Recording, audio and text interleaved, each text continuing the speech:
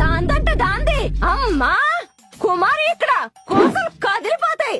ఇంకోసారి నాతో పెట్టుకుంటే చేపల పులుసులోకి సెంతపండు పిండినట్టు పిండేస్తా గొడ్డ పీలిక మొహం దానా.